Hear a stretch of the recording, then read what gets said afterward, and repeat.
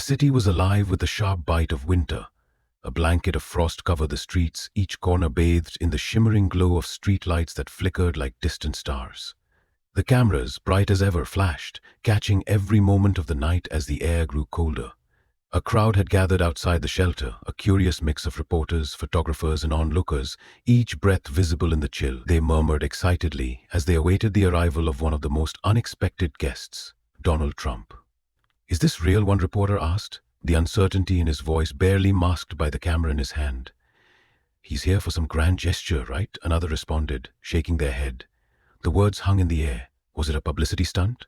Or was he truly here to change? Rumors swept through the crowd like wildfire. Trump, the former president, the billionaire, the man who had never shown a hint of vulnerability, was walking into a homeless shelter. It was a bold move.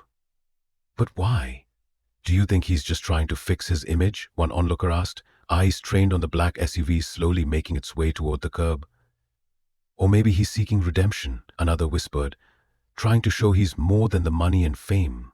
A softer side, finally. As the sleek vehicle neared, the buzz intensified.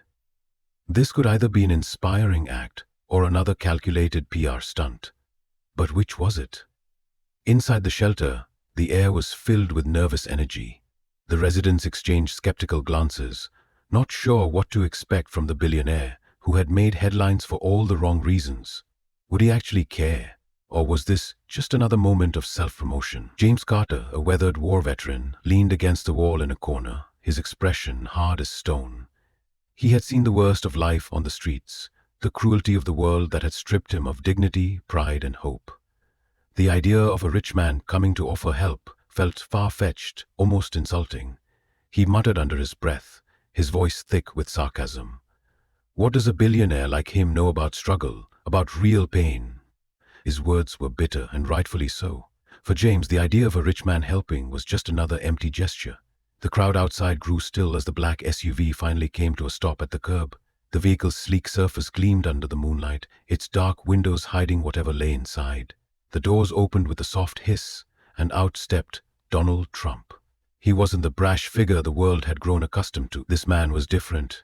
His posture was subdued, his gaze thoughtful. He was dressed in his usual sharp suit, but there was something new about him, something unfamiliar. The swagger of the past had softened into something else, something almost vulnerable. The world was watching, the air thick with anticipation. Trump, the once towering figure, was now walking into a place that no amount of money or fame could control. The cameras flashed, capturing every move, every expression. What was he about to do? The silence was broken by the deafening sound of flashes from cameras. Trump had stepped out of the SUV. He began walking toward the shelter, each step making the tension in the air palpable. Inside, the crowd of shelter residents held their breath, watching the man they had only seen through the lens of news stories and headlines. James, standing at the back of the room, watched from the shadows. His eyes narrowed as Trump approached. The disbelief on James's face was unmistakable. But something else flickered there too. Curiosity. Could this be real? Or was this just another moment to add to the list of empty promises? But for the first time, as Trump crossed the threshold, James felt something he hadn't in years. A flicker of hope, faint but undeniable. Could a man like him truly change? The crowd inside the shelter too felt the uncertainty ripple through them. Trump's arrival was historic, but the question remained. Was it a genuine act of kindness? Or just another performance for the cameras?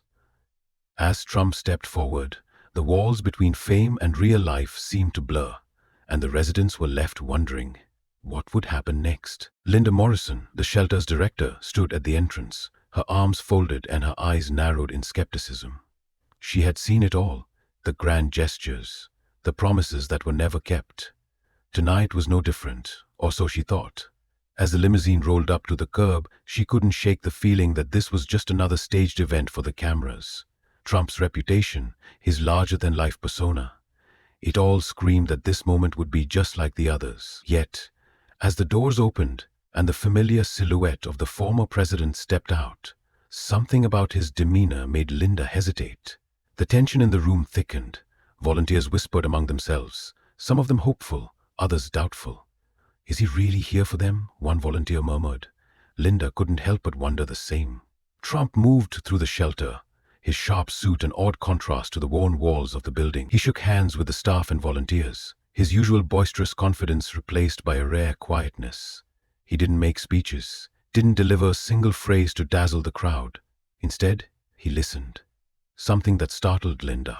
For once, the cameras weren't focused on Trump's words, but on his eyes, scanning the faces of the shelter's residents. His gaze softened as he took in their tired faces, their stories written in the lines on their skin. He wasn't talking, he was seeing. As Trump drew nearer, James Carter, a former war hero, watched from the corner of the room. His clothes were tattered, his body worn from the streets. His gaze was hard, unyielding. When Trump came within a few feet of him, the room fell into a heavy silence. Everyone waited, breaths held. James, with defiance that still burned deep inside him, refused to rise. His eyes locked with Trump's, and for a moment, the two men stared at each other, as if measuring the other. James's voice broke the silence, sharp and bitter. "What are you really doing here?" His words echoed, a challenge, an accusation. The tension in the room thickened. For a moment, Trump stood frozen, his usual retort lodged somewhere between his throat and his ego. This wasn't the question he was expecting. He had faced unprecedented scrutiny in his life. But this felt different. Trump's usual swagger faltered. There was no pre-written speech, no quick comeback. The room watched as he faltered for a beat, unsure of how to respond. Instead of replying with words, Trump did something unexpected. He sat down next to James, his presence now equal, his power momentarily irrelevant. He leveled the playing field between them, and the crowd, though skeptical, couldn't help but wonder if this was a genuine shift in the billionaire's heart. James took a long breath, as though the weight of his past pressed down on him like 1,000 tons. His voice cracked slightly, but remained steady with raw emotion. "I was a war hero, you know." His words hung in the air, as the crowd fell silent, hanging on every word. "Respected, honored. Then I came back and saw what this country really thinks of men like me." James looked down, his hand tightening into a fist. "I fought for this country, but this country left me behind. I don't even know who I am anymore." His voice grew more bitter, pain seeping through each syllable. "And people like you, people with power and wealth, you don't care about people like me." Trump sat still, his eyes never leaving James's face. The bitterness in James's words stung, but it also felt like the truth. The room was still. James's challenge hung in the air, and the tension between him and Trump felt like a ticking clock. The other shelter residents watched, waiting for Trump to defend himself, to attack James with his usual biting words. But he didn't.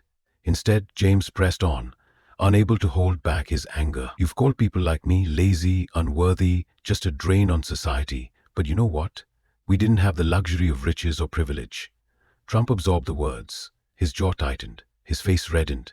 But he didn't fight back. He didn't argue. For the first time in years, he didn't have an answer. He simply listened. The silence stretched, thick and heavy. And then, for the first time in the history of his public life, Trump spoke words that no one would expected. "I didn't understand until now." His voice was softer than it had ever been. "I made a lot of mistakes. I never really saw you, James. I never saw the real struggles." The room was silent, stunned by his admission. This was not the Trump they had seen on TV. This was a man grappling with his own humanity, struggling to process a new understanding of the world he had once controlled with iron fists. Trump paused, looking around at the faces of the people in the shelter. Then, in a rare moment of vulnerability, he revealed something no one could have imagined. "There was someone close to me, someone who once struggled with homelessness," Trump said, his voice low. "I never spoke about it, but now I can't ignore it anymore. I've seen how it destroys lives." James stared at him, no longer filled with anger but surprised, and perhaps even moved. Trump's eyes softened, and for the first time that night, the walls between them began to crumble. There was a glimpse of sincerity, of understanding in the billionaire's eyes. James didn't speak at first, but for the first time, his gaze didn't carry contempt. It carried something else. Hope. The room fell into a heavy silence as Donald Trump stood before the crowd.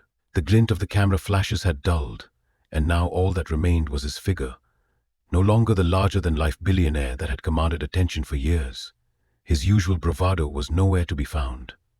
For a brief moment, the man the world had known as powerful and untouchable looked small, vulnerable. His voice cracked as he began to speak, a tremor in his words that shocked the crowd. It was as if the weight of the world had finally caught up with him. I never truly understood what it means to struggle. I thought I did, but now I see things differently. The words were not those of a politician, but of a man, raw and human, grappling with the realization of his own shortcomings.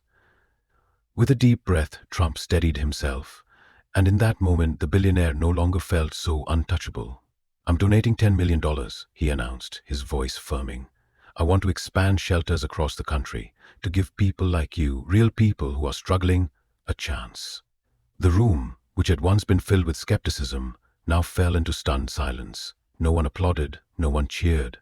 It was as if they were too shaken to respond. They were watching something unthinkable unfold before their eyes. This wasn't the Trump they'd come to expect. This was a different man. And for a fleeting second, they wondered if the change was real. Trump's gaze swept the room, settling on James Carter and the other veterans who had gathered in the shelter. His voice softened, carrying a weight of sincerity that had never been present before. "I'm not stopping with the money. I'm going to personally fund job programs aimed at helping veterans like James here. You've served, you've fought, and it's time someone fought for you." The shelter residents, many of them veterans themselves, exchanged wary glances. Was this really happening? Could someone like Trump, the man who had once dismissed their struggles, now offer them a lifeline? Some felt a glimmer of hope, but others remained frozen, uncertain whether this would turn out to be just another empty promise. In a move that left everyone speechless, Trump added, "And I'll be spending the night here, at this shelter, with you. I'll sleep on the cot, eat the same food, and see the world through your eyes." The volunteers gasped, and the media scrambled to capture the moment. This wasn't part of the script. This was a man stepping far outside his comfort zone. The billionaire, the former president, was now just a man, trying to understand the people he had ignored for so long. His eyes searched the room, meeting the eyes of those who'd been watching him, unsure of whether they should believe his words. "This is real," he assured them. "I'm here for more than just the cameras. I'm here to learn, to change."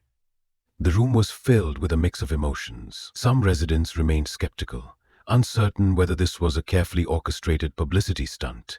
Others, however, felt a flicker of hope that had been absent for so long. Was it possible? Could a man who had always been so out of touch with their reality finally be seeing them for who they truly were? The tension in the air was palpable, a mixture of doubt and desire. For the first time, it seemed as though Trump was no longer a figure looming over them, but someone willing to listen, to understand. The crowd waited, unsure how to process the moment, as if hoping someone would speak the words they couldn't form. Amid the silence, James, ever the skeptic, stood up, his hard eyes locked with Trump's. Is this for real or just another PR stunt? His voice was calm, but the question carried the weight of years of mistrust, of disappointment. The room held its breath. Would Trump defend himself? Would he brush off the question? But instead of lashing out, Trump paused, meeting James's gaze with an intensity that was unexpected. The media's cameras snapped wildly, but Trump's eyes never left James's. "You tell me tomorrow," he replied, his tone calm but firm, as though the weight of his words would linger long after the crowd dispersed, and with that the room fell silent again. But this time, the silence felt different. There was no easy answer to the question James had posed, and there was no simple response. The moment carried immense weight, as if it marked the beginning of something much more profound than anyone could have imagined. The cameras clicked endlessly as Trump lay on a modest cot in a corner of the shelter, the soft hum of the lights above his head the only sound. The room was far removed from the gilded palaces he was used to. The sheets felt rough against his skin, and the bed was small, barely enough for someone of his size. His usual comforts had been stripped away, and in their place was an unfamiliar vulnerability. One that he couldn't shake. As the night stretched on, the billionaire who once towered over the world's problems now found himself immersed in quiet reflection. This, he realized, was not the world he knew. His fingers brushed over the simple meal provided to him, bread, soup, and he couldn't help but feel a pang of guilt. The luxury of his life felt like an illusion now, something he was beginning to see for what it really was. The world was watching, but Trump wasn't sure if they would ever understand what he was experiencing. This wasn't about redemption. It was about reality, a side of it he had never really acknowledged. As the hours passed, Trump found himself in deep conversation with several of the shelter's residents. They spoke about their struggles, their dreams that had slipped through their fingers, and their daily battle against the cold, the hunger, the loneliness. They told him their stories not for pity but to share their truths. "I never thought I'd end up here," one woman said, her eyes full of silent defiance. "But here I am, trying to make a life again." Trump's eyes softened as he listened, his judgment slowly fading. These weren't just people to him now. They were human beings. Their honesty, their pain. He had never realized how deep it all went. For the first time, he wasn't on top, he was with them. And in this rare moment, he finally understood that being rich didn't mean understanding. It meant something else entirely. Trump found himself sitting across from a single mother, her eyes tired but resolute. She explained her struggle to make ends meet, holding a degree but unable to secure stable work. Her hands fidgeted with the sleeves of a worn coat, and her voice cracked as she spoke about her child. "I just want a better life for him," she whispered, the sadness in her voice almost too much for Trump to hear. "I worked hard, but the system, it's built against us." Trump felt his chest tighten. He had wealth, but this woman, in her humble determination, had something far more valuable. A will to keep going despite it all. He couldn't comprehend the extent of her struggle, but for the first time he saw that success wasn't just about money, it was about opportunity, something these people had been denied. Next, Trump spoke to a former businessman who had once held power and influence but lost it all. The man spoke with regret, his hands trembling slightly as he recalled the risky investment that ruined him. "I thought I could outsmart the world," the man confessed, "but I lost everything, all for ambition." Trump listened intently, his mind whirling. He had built his empire on ambition, but this man, this former titan, had learned the hard way that ambition often came at a cost he was now paying, day after day. Trump looked down at the empty cup in his hands. Could the ambition that had shaped his life also be the thing that had left so many broken? An elderly woman joined the conversation next, her face lined with age and hardship. She had been abandoned by her family and lived her days in isolation. "You think poverty is the worst of it," she said quietly, her voice a soft tremor. "But loneliness, that's the real killer." Trump was taken aback. He had never understood loneliness in this way. He had people around him, power at his fingertips, yet here was this woman, so alone, her words resonating deeply. In that moment, he realized that the richest man in the world could still be empty inside if he didn't have meaningful human connections. The true cost of fame was not the money. It was the isolation that came with it. As the hours wore on, Trump sat back and absorbed their stories. It was as if a veil had been lifted from his eyes. He saw them now, not as faceless figures, but as people with resilience, dignity, and strength. The women, the men, they weren't asking for sympathy. They were asking for understanding, for respect. They had shown him their lives, their pain, and their incredible will to survive.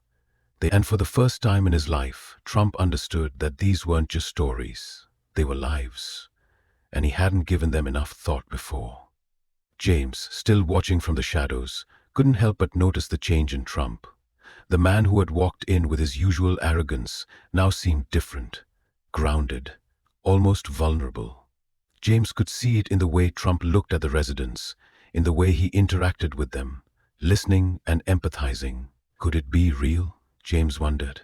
Was this man, so different from the one he had despised, truly changing before his eyes? Or was this just another one of Trump's performances?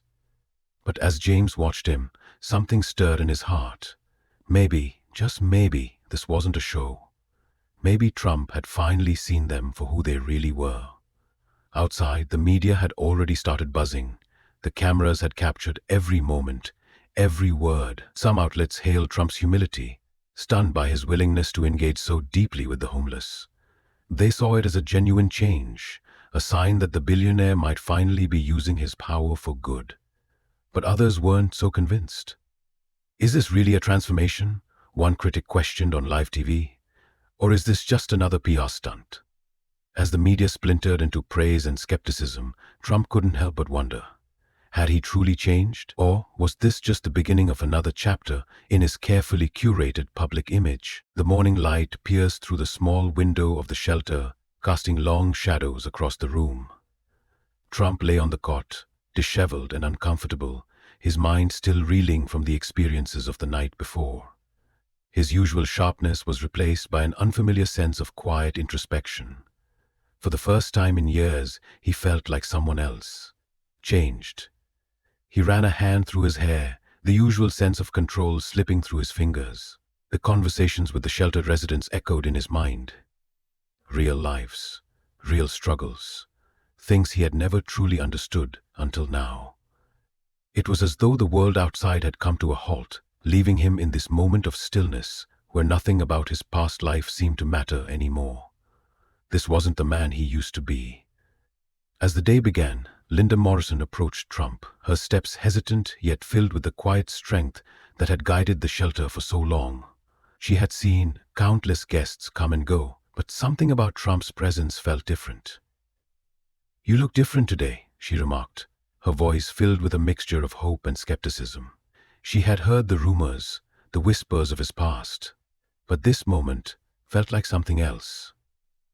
Trump nodded slowly, the weight of his words sinking in.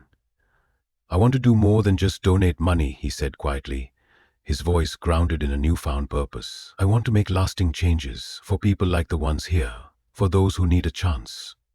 Linda studied him, her eyes searching for any sign of familiarity, any hint of the man who had built his empire on wealth and ambition. But all she saw was someone who seemed deeply changed.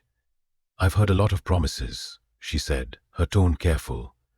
"But if you're really ready to help, you'll need to keep this promise." Trump met her gaze, his resolve stronger than ever.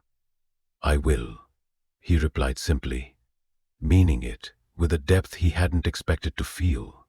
As Trump prepared to leave the shelter, he was caught off guard by the movement in the corner of the room. James, still sitting against the wall, stood up slowly. The tension between them had been thick, but in that moment something had shifted. James walked toward him, his expression unreadable, and without a word extended his hand. The action was a silent gesture of respect, acknowledging the change that had unfolded between them. Trump hesitated, but only for a second. He grasped James's hand firmly, a silent understanding passing between them. James wasn't just a critic anymore. He was a man deserving of dignity. Trump had finally seen that. "Thank you," James muttered, his voice low. Trump gave a small nod, finally understanding the meaning behind those words. As they released the handshake, Trump turned to James with a new sense of purpose. "I want you to have the opportunity you deserve, James," he said, his words laced with sincerity. "I'm offering you a job. You'll work for me at one of my properties." James blinked in disbelief. This wasn't what he expected. It wasn't just a handout, it was a chance. But still doubt lingered in his heart.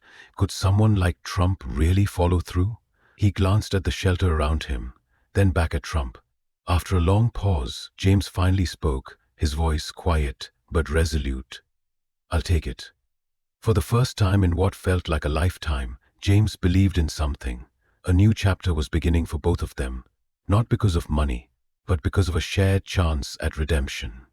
Outside the shelter, the world was watching. The media had caught the moment, Trump offering a job to a man who had once been nothing more than a statistic to him. Headlines shifted rapidly. What had been seen as mockery just a day ago was now a symbol of redemption. The public's perception of Trump began to change. It was no longer just a publicity stunt. People were beginning to see a man who was willing to learn, listen, and change. The cameras caught every step, every glance.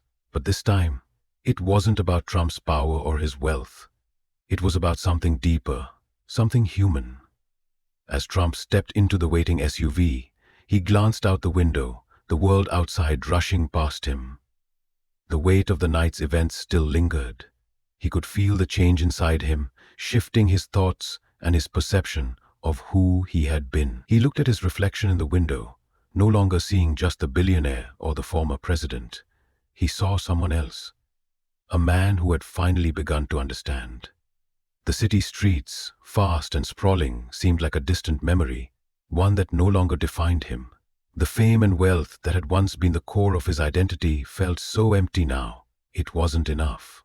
For the first time in his life, he realized that true change wasn't about power. It was about making a real difference. The SUV sped away, but Trump's thoughts were consumed with the realization that had taken root inside him. This one night, this simple act of kindness had changed him more than his entire career. In the silence of the car, he let the new identity settle in. He had always defined himself by success, by winning. But now, he understood that success wasn't about fame. It was about impact. What did it matter if he had all the wealth in the world if he didn't have the respect of people like James? True change was rooted in empathy, in genuine connections, not in cold ambition. As the city faded into the distance, Trump knew that the legacy he had built in the past had changed. It was no longer about the golden towers, the headlines, or the riches. It was about something that went deeper: humanity, empathy, and the desire to leave the world a little better than he had found it. This moment wouldn't be remembered for his fame. It would be remembered for his humility and the human connections he had made along the way. Trump had come to understand that even someone as powerful as he could be transformed. And that, perhaps, was the most important legacy of all. As the dust began to settle, the world watched Trump with a newfound lens. Kindness, he realized, wasn't about grand gestures or attention-grabbing headlines. It wasn't about throwing money at a problem. It was about genuine understanding, seeing the humanity in others. Trump, standing in front of the shelter, reflected on how his actions had challenged perceptions and expectations. The true power of empathy lay not in the spotlight, but in recognizing others as equals, not as pawns for publicity. He had always been the one in control, the one giving orders, making decisions. But tonight, he had been humbled. True generosity came from truly listening, from offering help without the need for recognition. Throughout the evening, Trump's actions slowly began to shift the narrative around him. The man who had spent so many years known for his wealth and privilege, a figure untouchable by most, was now facing a new reality. His reputation was being rewritten, not by the flashing cameras or the press conferences, but by the way he had opened his eyes to the struggles of others. This was no longer about his fame, his legacy, or his brand. It was about growth, the kind of growth that happens when a person steps back from their pedestal and finally sees the world for what it really is. "I was wrong," he had said earlier. And now, the world saw that even the most controversial figures could evolve if they chose to. For Trump, the path to redemption had never been more clear. It began with one simple but profound act: stepping outside of his comfort zone. The billionaire who had built his empire on power, control, and wealth now found himself sitting in a shelter, eating simple food, hearing the stories of those he had once ignored. He could have easily stayed away, remained in his luxurious bubble, surrounded by yes-men and admirers. But instead, he chose to confront his biases, to listen and learn from those whose lives were far from his own. He chose to see the people who had been living in the shadows of society, people whose names he didn't even know. And with that one decision, he had set in motion a chain of events that would change him and perhaps the world forever. James, who had watched this man with skepticism, now stood in silent awe. He had spent years building walls around his heart, certain that the world, especially those with power like Trump, could never change. But after seeing the vulnerable side of the billionaire, he couldn't help but wonder if redemption was possible, even for someone like him. For the first time in a long time, James believed that people, even those in the highest positions of power, could surprise them all. Maybe, just maybe, people could grow, evolve, and start anew when given the right chance. The next morning, as the sun began to rise, James walked into his new job. His heart was heavy with gratitude and disbelief. The towering skyline outside the window of his new office stood as a symbol of hope, a new beginning not just for him, but for everyone who had ever doubted their ability to change. It wasn't just the job that mattered, it was what it represented. James had a chance now, a real chance to rebuild his life, to make a future for himself and for his family. The road ahead was uncertain, but for the first time he felt like he could walk it with his head held high. The journey was just beginning, and James knew that he was no longer alone. His past didn't define him anymore. What mattered now was the new man he was becoming. And as Trump's story unfolded before him, James couldn't help but ask himself, what does true generosity look like? It wasn't the money, the fame, or the power. It was in the simple act of seeing others, of offering them a chance when the world had turned its back.